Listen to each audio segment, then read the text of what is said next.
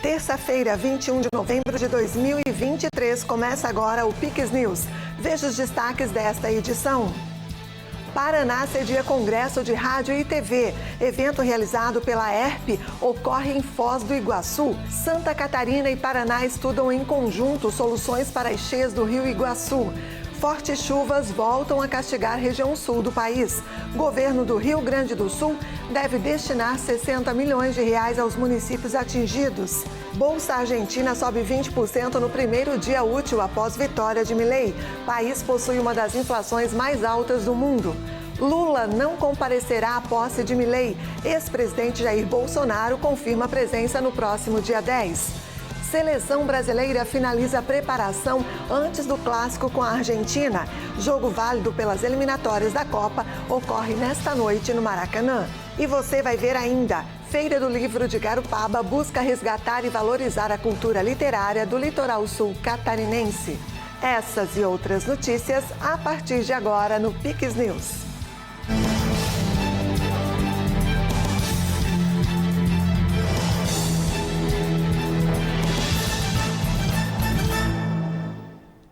Olá, muito obrigada pela sua companhia. Nós estamos ao vivo, agora são 8h02. As fortes chuvas voltaram a castigar a região sul do país. O governador do Rio Grande do Sul, Eduardo Leite, anunciou medidas de prevenção para estes eventos climáticos e ações de restabelecer a ordem nos locais mais atingidos. O Rio Grande do Sul já registra 5 mortes e mais de 28 mil pessoas estão fora de casa em razão dos eventos meteorológicos que ocorreram no estado na última semana.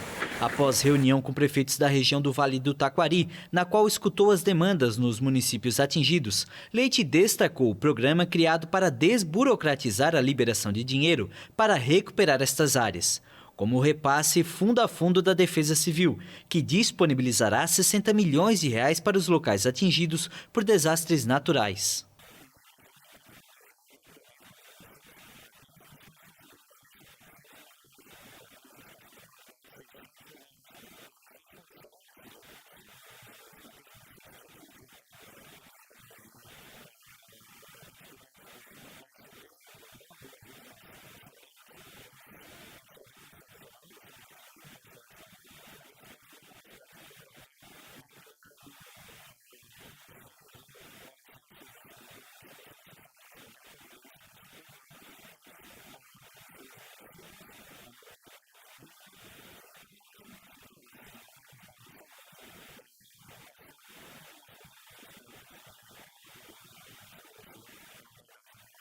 Para as regiões que já foram atingidas há 2 meses, também foram aportados 18 milhões de reais no Banrisul para a equalização de juros, que coloca à disposição 100 milhões de reais para empréstimos em condições facilitadas aos empreendedores prejudicados.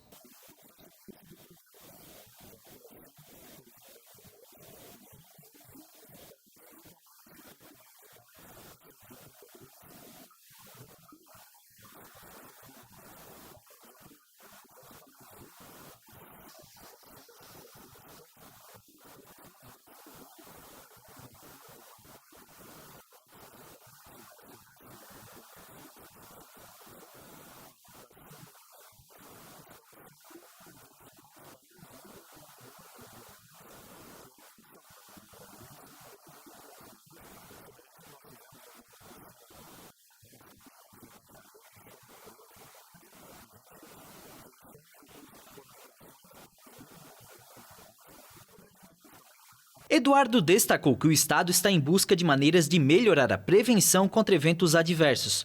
Para isso, foi aberto um processo para a contratação de radares meteorológicos. O serviço irá monitorar as condições do clima em Porto Alegre e na região metropolitana.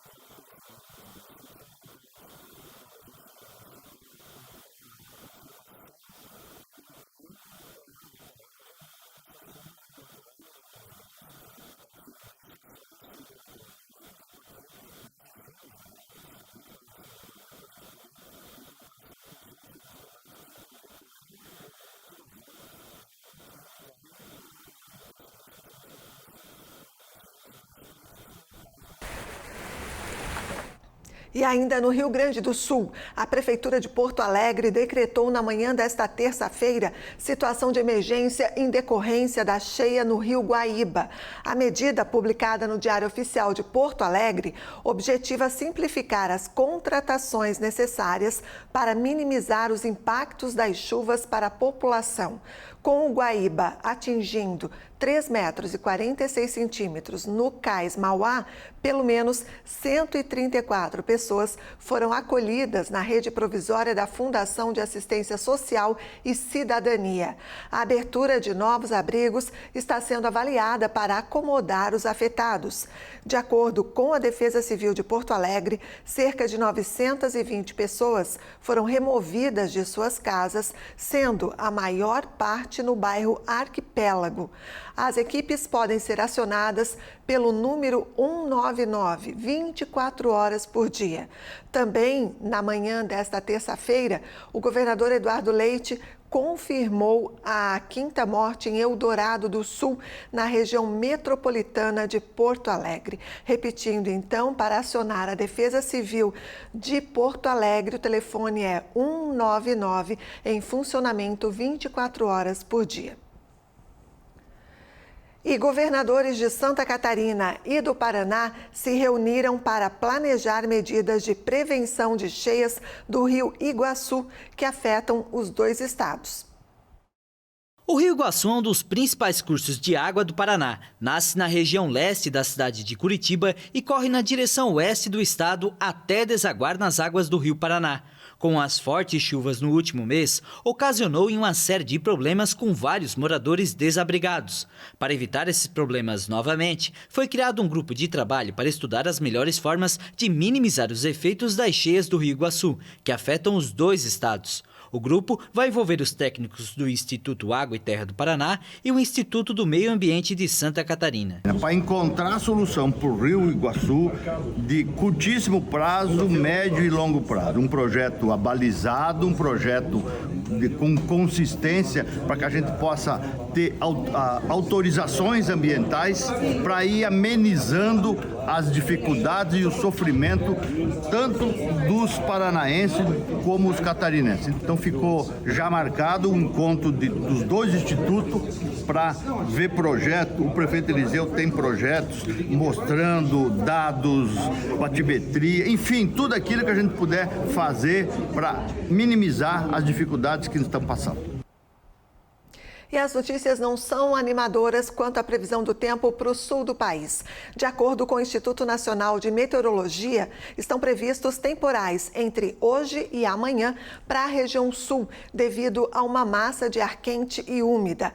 Porto Alegre deve permanecer em alerta para a possibilidade de raios, rajadas de vento, trovoadas e queda de granizo. A preocupação com o aumento dos acumulados de chuva persiste, com previsão de ultrapassar 70 milímetros em áreas do Paraná e oeste de Santa Catarina. E as chuvas dos últimos dias colocaram fim aos incêndios que castigaram o Pantanal. Imagens de satélite do Instituto Nacional de Pesquisas Espaciais, o INPE, captadas nesta segunda-feira, mostram que não há mais focos de incêndio. O Pantanal, que abriga uma grande diversidade de fauna e depende do ecoturismo, foi palco de grandes incêndios durante várias semanas, devido principalmente à forte seca. Segundo a ONG Instituto Centro de Vida, pelo menos 6% do Pantanal foi afetado pelas chamas. Os incêndios marcaram um recorde histórico para o mês de novembro, com 3.957 focos. O pior registro para o mês de novembro tinha sido o de 2022, com 2.328 focos. Grande parte da área que queimou neste mês está no estado do Mato Grosso. Segundo especialistas, os recorrentes incêndios no Pantanal são causados principalmente pela ação humana, especialmente pelo uso de queimadas controladas para regenerar ou aumentar áreas agrícolas. A situação foi agravada neste ano pela seca que afeta várias regiões do Brasil, incluindo a Amazônia. E ainda nesta edição, o presidente Lula não vai à posse de Javier Milei no próximo dia 10. Jair Bolsonaro confirma a presença. Feira do Livro de Garopaba busca resgatar e valorizar a cultura literária do litoral catarinense. E depois do intervalo, Bolsa de Valores da Argentina sobe 20% no primeiro dia útil. Israel divulga imagens de armas do grupo terrorista Hamas que estariam sendo escondidas em Mesquita, na região de Gaza. É depois do intervalo, voltamos já. Se é verdade que momentos difíceis formam pessoas fortes, está explicado de onde vem a força do catarinense. Mais uma vez, as enchentes castigaram o nosso estado e destruíram cidades, negócios, plantações e lares. Em situações como essa que a nossa gente mostra do que é capaz. Mais intensa do que qualquer chuva é a nossa solidariedade. Mais forte do que qualquer rio é a nossa união. Para quem é catarinense, não existe obstáculo que o trabalho duro não consiga superar. Alguns chamam isso de determinação, outros chamam de coragem. Mas quem é daqui costuma chamar de Santa Catarina. Governo de Santa Catarina, ao lado de cada catarinense na reconstrução do nosso estado. Ela me largou só porque eu era meio devagar.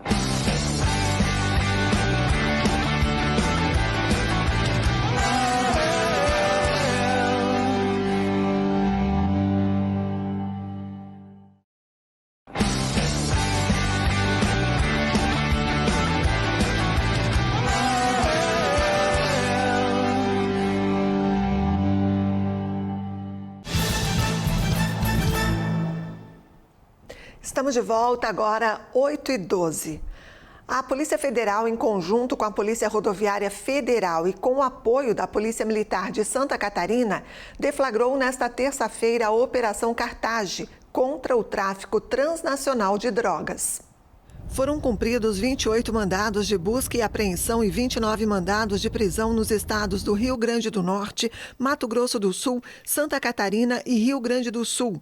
Além das prisões e buscas, a Justiça determinou outras 15 medidas cautelares, como o monitoramento eletrônico dos investigados, o sequestro de 21 imóveis e 39 veículos e o bloqueio de contas bancárias de 51 pessoas físicas e jurídicas.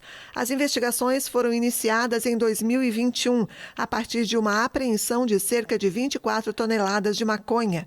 Desde então, foram 2 anos de trabalho integrado entre as forças de segurança que resultaram na prisão de 8 pessoas e a apreensão de cerca de 100 toneladas de maconha. Foi apurado que a droga ingressava no país pela fronteira entre as cidades de Pedro Juan Caballero, no Paraguai, e Ponta Porã, no Mato Grosso do Sul. A carga era trazida para Santa Catarina, na região da Grande Florianópolis, onde era armazenada. Os investigados vão responder pelos crimes de tráfico transnacional de drogas, organização criminosa, tráfico de armas e lavagem de dinheiro. Somadas, as penas podem chegar a 30 anos de prisão. A Bolsa de Valores da Argentina subiu 20% nesta terça-feira, primeiro dia útil do país, depois da eleição de Javier Milei no último domingo. A economia é um dos principais desafios do novo presidente no país que tem uma das inflações mais altas do mundo. A Bolsa de Buenos Aires subiu 20% na abertura desta terça-feira, após o feriado da véspera, na primeira sessão, depois da contundente vitória de Javier Milei no segundo turno da eleição presidencial. A alta é liderada pelas ações da petroleira estatal YPF, uma das empresas que o presidente eleito anunciou que pretende privatizar no âmbito de uma ampla reforma de Estado. Na segunda-feira, as ações da YPF, que cotam em Wall Street, fecharam com alta de 40%. A taxa de câmbio informal, conhecida como dólar blue, reagiu com moderação, sendo negociada a 1.050 pesos por dólar. A Argentina aplica um sistema de controle cambial desde 2019. Em outubro, o blue ultrapassou a barreira psicológica de 1.000 pesos, embora tenha caído depois. Milei, um economista de 53 anos, que propôs fechar o Banco Central e dolarizar a economia para acabar com a emissão monetária e a inflação, venceu com 55,7% dos votos sobre o atual ministro da Economia, o peronista Sérgio Massa. A Argentina tem uma inflação anual de quase 143%, uma das mais altas do mundo. Nesta terça-feira, Milei teve a primeira reunião com o presidente Alberto Fernandes para coordenar a transição do governo, assim como a posse marcada para o dia 10 de dezembro. A tentativa de resgatar os 41 trabalhadores presos em um túnel que desabou parcialmente na Índia continuam. Nesta terça-feira, os operários foram vistos pela primeira vez. Imagens registradas por uma câmera mostram os 41 operários presos pelo desabamento há 10 dias de um túnel em construção no norte da Índia. Nas cenas, registradas com uma câmera endoscópica colocada em um tubo fino utilizado para fornecer oxigênio, comida e água aos trabalhadores, os 41 homens parecem exaustos e ansiosos. Os integrantes da equipe afirmaram aos homens bloqueados que não se preocupem, que vão ser retirados com segurança. Escavadeiras retiram toneladas de terra, concreto e escombros desde 12 de novembro do túnel em construção que desabou parcialmente no estado de Uttarakhand, na Cordilheira do Himalaia. Mas os trabalhos de resgate avançam lentamente, complicados pela queda de escombros e pelas avarias nas máquinas de perfuração. Antes do uso da câmera, as equipes de resgate se comunicavam com os homens bloqueados por rádio. O primeiro-ministro indiano, Narendra Modi, considera o resgate dos trabalhadores como prioridade máxima.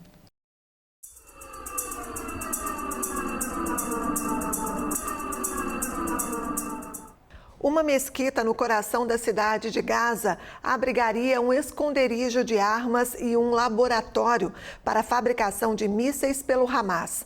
Foi o que afirmou na segunda-feira o exército de Israel por meio de um vídeo divulgado e de uma declaração do porta-voz das forças de defesa israelenses. O exército israelense divulgou um vídeo nesta segunda-feira que mostra descobertas supostamente feitas em uma mesquita na faixa de Gaza. Um militar narra que no local, descrito como no coração da cidade de Gaza, foram encontrados um depósito de armas e um laboratório para a fabricação de mísseis pelo Hamas.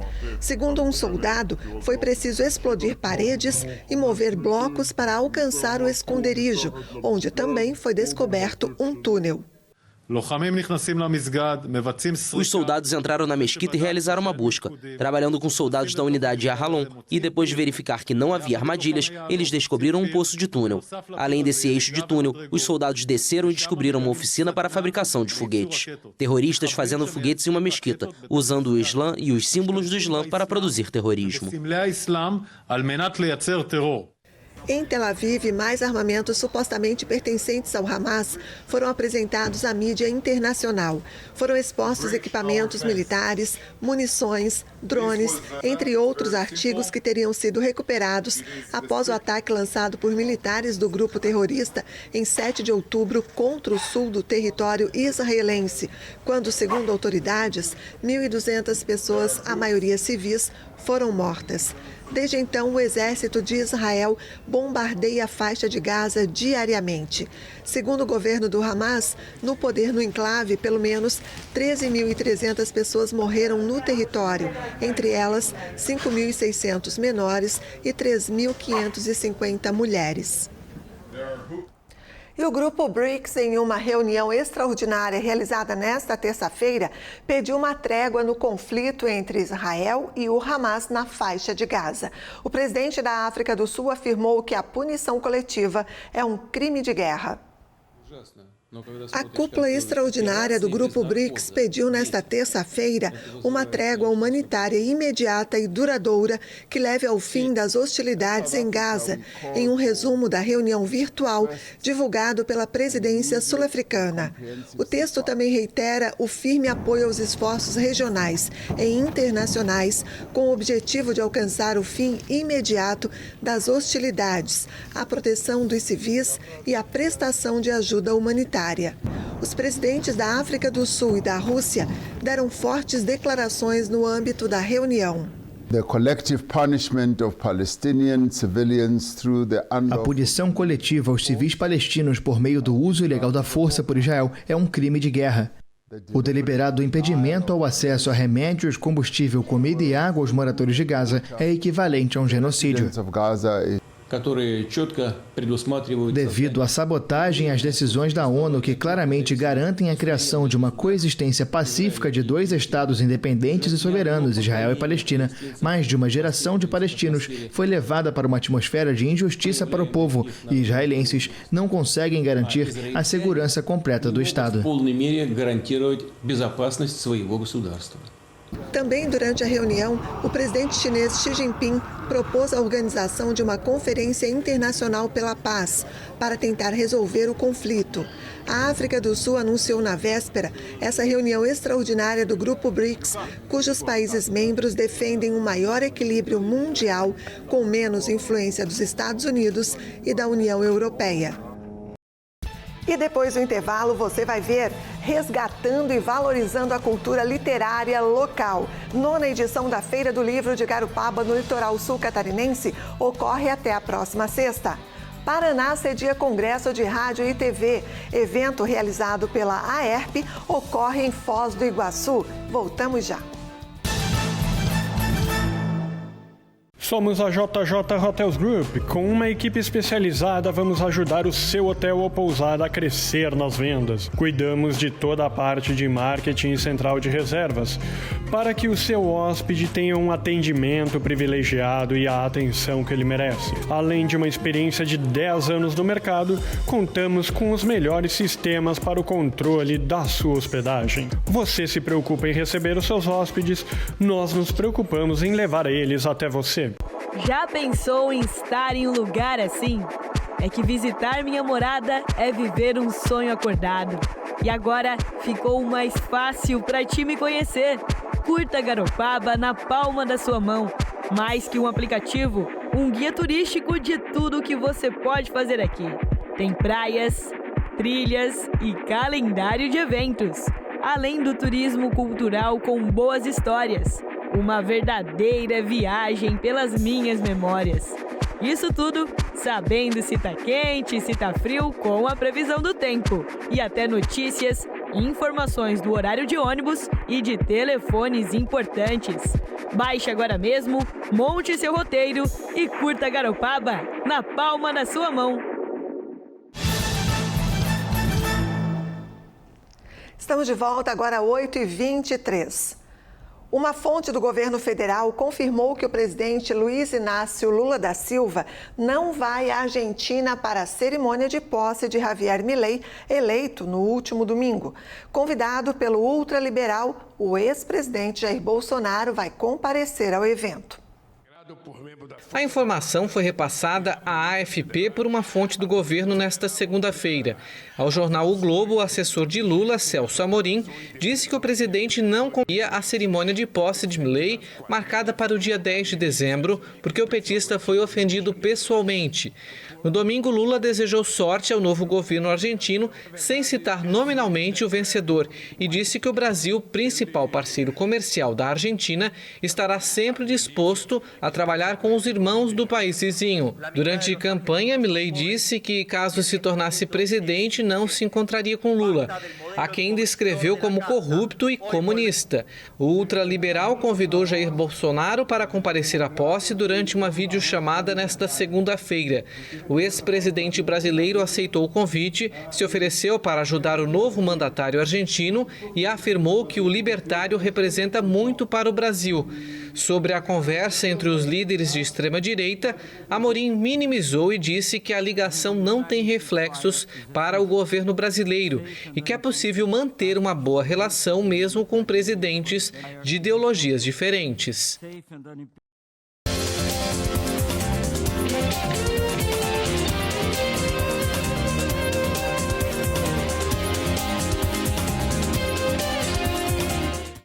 Nesta segunda-feira, na Granja Comari, a seleção brasileira finalizou a preparação para enfrentar a Argentina. O clássico será disputado hoje a partir das 9h30 da noite no Maracanã. A seleção brasileira finalizou na Granja Comari, em Teresópolis, região serrana do Rio de Janeiro, a preparação para enfrentar a Argentina. A equipe comandada pelo técnico Fernando Diniz realizou a última atividade antes do confronto. Antes de descerem para o gramado, os atletas realizaram atividades físicas na academia. Em campo, o técnico Diniz trabalhou situações de jogo e fez os últimos ajustes no time. Lidar com o Messi, obviamente que é diferente, você tem que se preocupar. Não tem como você não se preocupar com um jogador desse tamanho, com o poder de decisão que ele tem. E a gente também tem que jogar. A gente não tem que fugir às nossas características e, ao mesmo tempo, tentar conter toda a criatividade que ele tem e a capacidade de decisão que ele possui. Então a gente vai procurar fazer um grande jogo com muita coisa boa dentro de campo para que a gente possa contagiar também fora.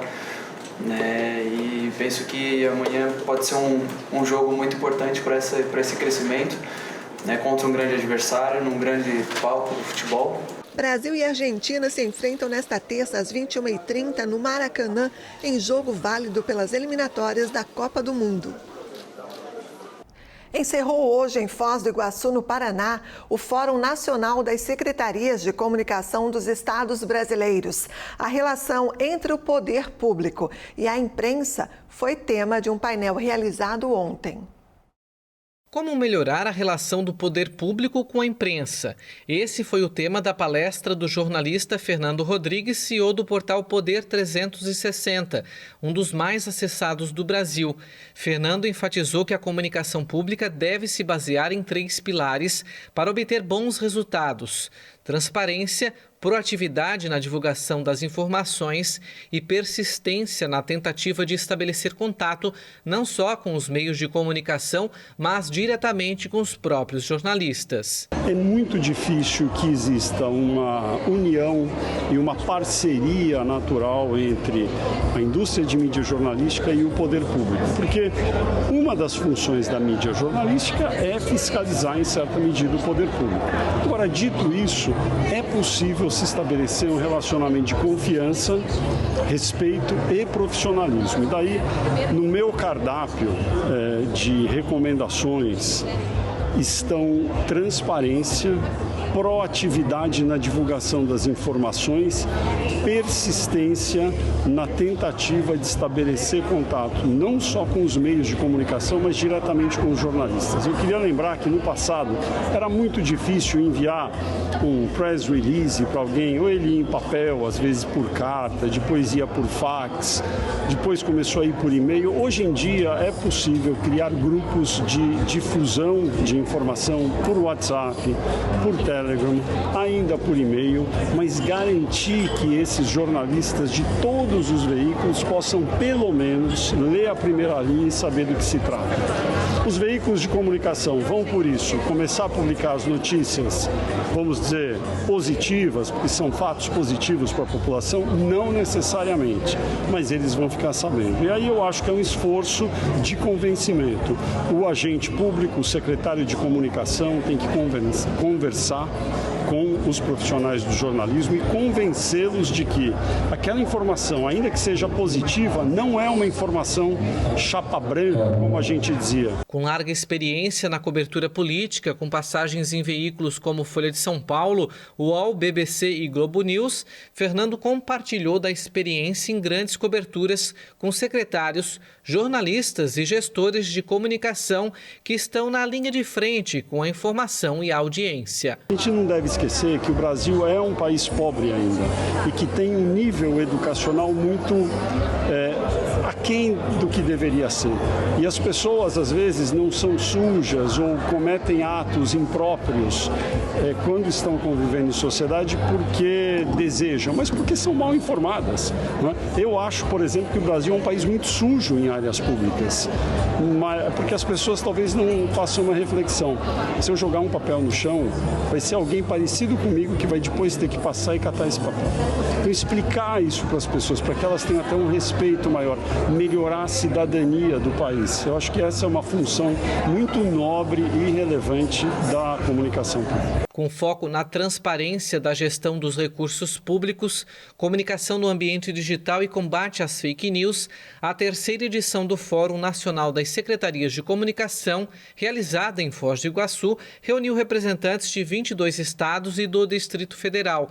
Os participantes já haviam se reunido em Salvador e no Rio de Janeiro e agora finalizam os debates no Paraná, tendo como foco a busca de mecanismos que possam dar mais transparência aos recursos públicos. Esse combate à fake news já foi muito debatido lá na própria Bahia, no Rio de Janeiro, e agora eu acho que até uma sugestão nossa é que isso se torne permanente, porque as fake news brotam como cogumelos em terras úmidas. Então, acho que é um dever permanente da SECOM colocar isso sempre em pauta, porque somente unidos a gente vai ajudar a discernir o que é informação verdadeira, o que é fake news. A gente fala muito que a gente quer mostrar o benefício que o mineiro está tendo, como que ele vai ter, e eu tenho certeza que aqui no Paraná o objetivo é o mesmo. E às vezes, por algumas questões políticas mesmo, a informação ela fica retida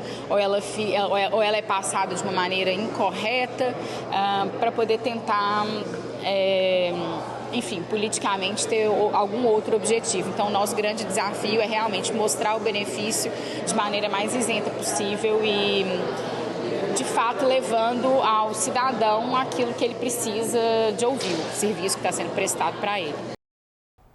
E também em Foz do Iguaçu ocorre a 26ª edição do Congresso Paranaense de Rádio e TV.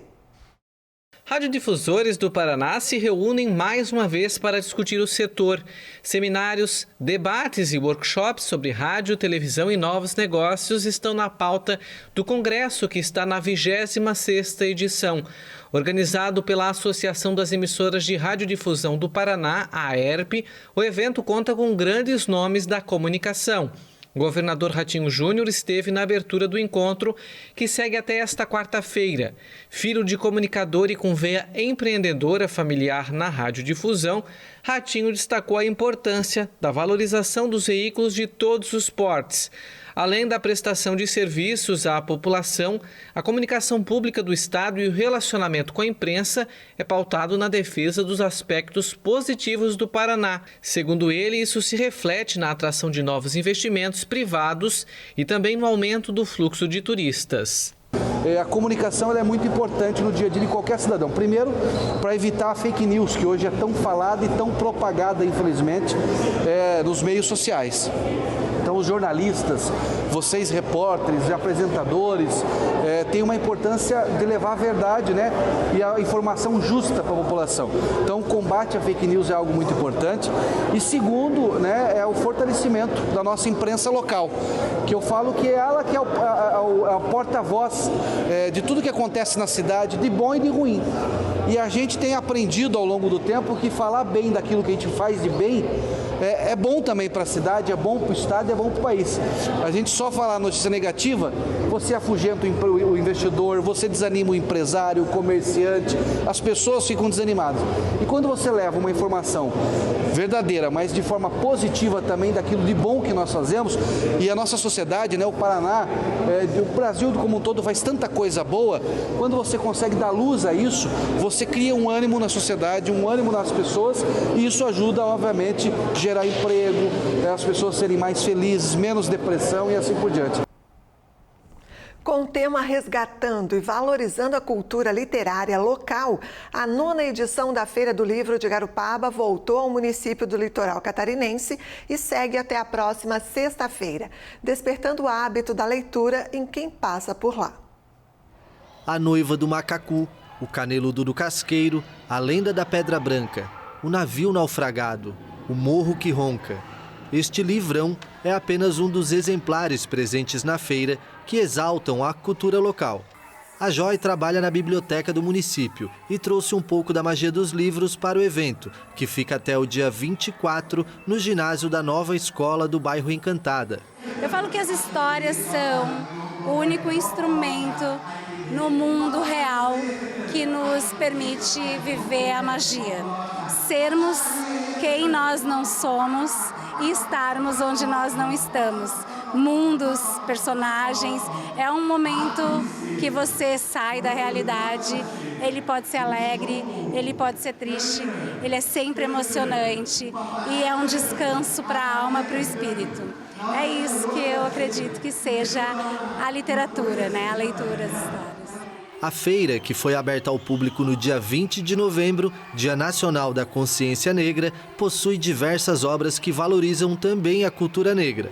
A diversidade vai além das obras expostas. Incluindo a todos, o pessoal do CAPS aproveitou para se integrar com a comunidade. O trabalho desenvolvido pela terapeuta Daniele no Centro de Atenção Psicossocial de Garopaba consiste em ocupar os espaços e promover a socialização. A ideia da oficina é a socialização. Quando eu cheguei esse ano com eles. E aí eu entendi que assim, a gente socializava, mas a gente socializava entre nós. E eu acho tão importante que eles conheçam os locais da cidade, que eles conheçam como a sociedade está se movimentando. E Garopaba tem tanta coisa legal acontecendo. Então a gente está realmente ocupando os espaços. Legal. Sandra, e aí, você ocupa todos os espaços da cidade, né, Sandra? Conhece tudo. Tá feliz de estar aqui hoje? Muito feliz. Eu já estou no caso de fazer 15 anos. Lá é minha casa, eu amo lá. A pessoa é boa para nós, legal demais. O Copa é a minha vida, é a minha vida mesmo. Eu amo lá. Lá tem amigos, né? Lá a gente chora, ri. Lá é muito bom, é ótimo para mim, agora. Fabrício, uma tarde de sol, não tá na praia, mas tá aqui para conhecer a cultura, um pouco da cidade, assim, né? A cultura da cidade. Como é que se sente? Eu me sinto legal, super perfeito.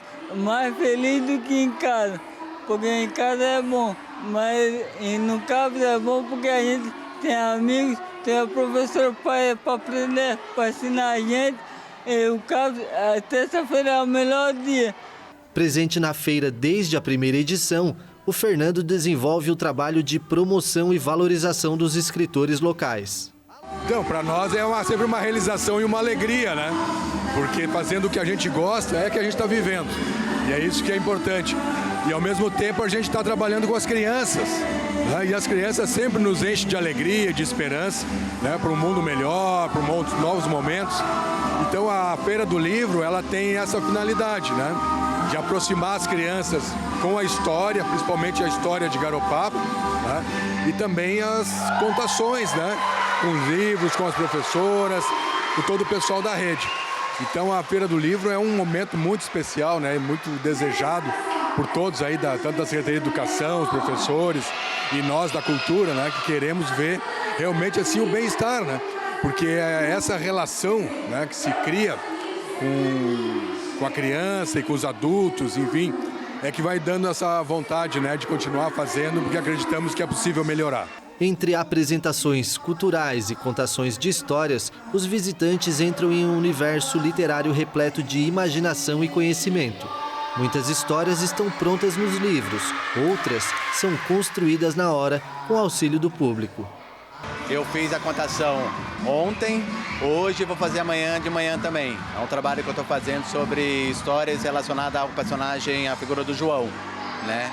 E como eu sou palhaço, né, então eu utilizo muito do meu trabalho, das minhas técnicas de palhaçaria dentro da própria contação de história. Então isso que tu perguntou, o jogo com a plateia é muito importante, né? Então eu busco sempre estar jogando com a plateia, sempre fazendo essa troca, e aí a gente vai construindo, eu sei o enredo da história, mas a gente vai construindo ali no momento junto com as crianças.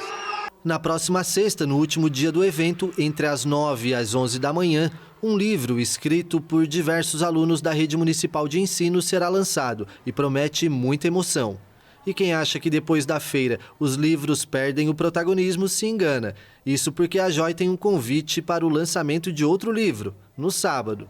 Tá bem novinho, hein? É, bem novinho, assim, ó, cheiro de livro novo.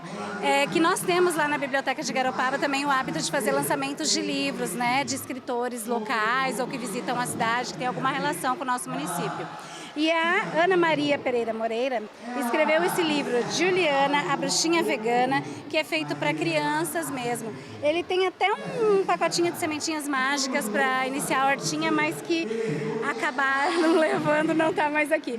Mas é um livro cheio de magia, muito colorido, e a gente está divulgando aqui que ele vai ser lançado neste sábado, dia 25 de novembro, às 16 horas, com contação de histórias, com a escritora autografando lá na nossa biblioteca, que fica na Casa de Cultura.